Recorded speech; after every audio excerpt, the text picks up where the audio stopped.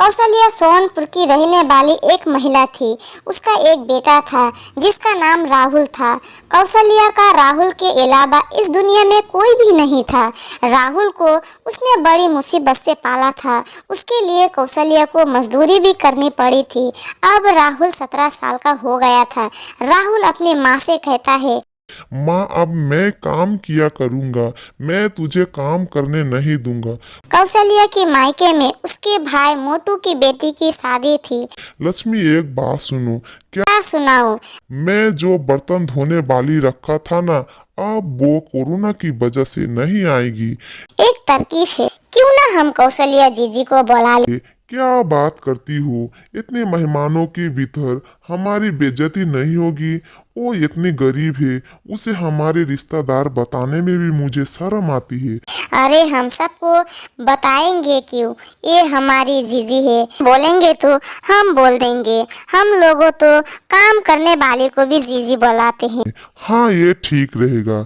शादी में कौशल्या को बुलाया तो कौशल्या बहुत खुश हो गई। राहुल और कौशल्या वहां गए। कौशल्या वहां खूब जी भरकर काम किया। उसे उन लोगों की चालाकी के बारे में पता भी नहीं था। चलते समय मोटू ने कौशल्या और राहुल के लिए कपड़े दे दिए, जिसे राहुल बहुत ज्यादा खुश हो गया था। घर आकर अपनी माँ से बोला, माँ, मेरी तबीयत ठीक नहीं लग रही। कौशल्या मोटू के घर से लड्डू लाई थी और फिर राहुल के बोली, बेटा उठो, तुम सुबह से कुछ नहीं खाया, ये लड्डू खा लो। नहीं माँ, मुझे भूख नहीं है। बहुत ज्यादा सर दर्द हो रही है, मुझे खांसी भी आ रही है और माँ, मेरी सांस रुकती है। मुझे ऐसा लगता है जैसे मेरा दम घुट रहा है। माँ, मेरे पास आओ, यहाँ बैठ जाओ। कौशल्या अपना बेटा को ऐसी हालत में देखकर रोने लगती है और भगवान से प्रार्थना करने लगती है। राहुल की तबीयत ज़्यादा खराब होने लग गई थी। कौशल्या राहुल को उठाती है, उठो बेटा, ये तुम्हें क्या होता जा रहा है? अब मैं किसे मदद मांगू? और फिर उसने मन ही मन सोचा, अपने भैया से मदद मांग लेती हूँ। मोटू भैया से फोन करती है, हेलो भैया, राहुल की तबीयत बहुत खराब हो गई है, जल्दी से यहाँ आ जाइए। तुम्हारे भैया काम में गई हुई है, शादी के घर थी, उसे 20 काम रहती है, फोन रखो। कौशल्या जॉन के पास गई। जॉन ऑटो रिक्शा चलाता था।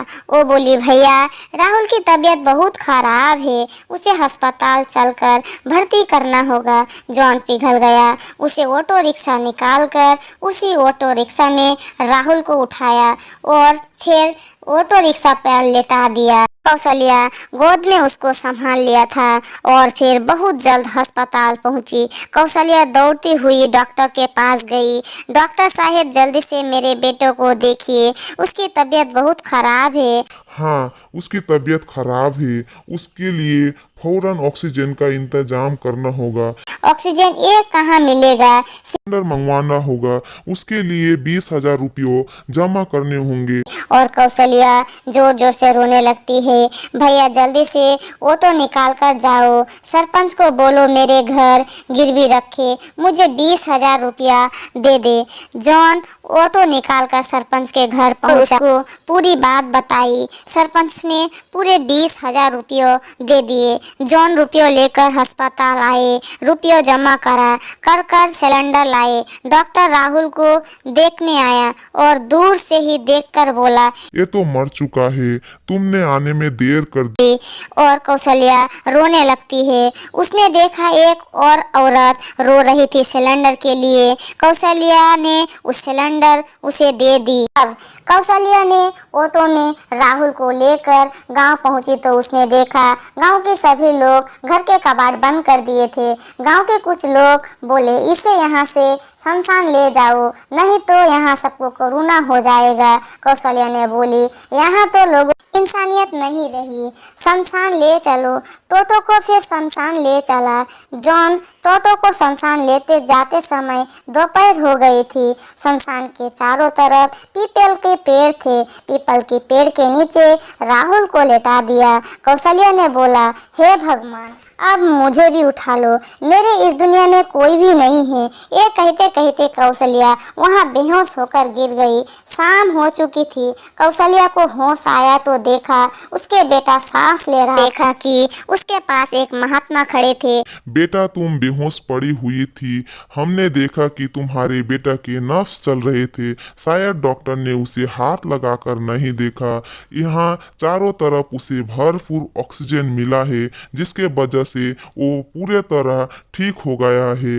राहुल को घर लेकर आए और धीरे धीरे वो ठीक हो गए। कुछ दिन बाद सरपंच कौशल्या के घर आकर बोले, तुम्हारे घर गिरवी रखकर तुम्हें दिया था, और तुम वो 20,000 के सिलेंडर जिसे दिया था वो मेरे भांजे थे, और तुमने उसे जान बचाया।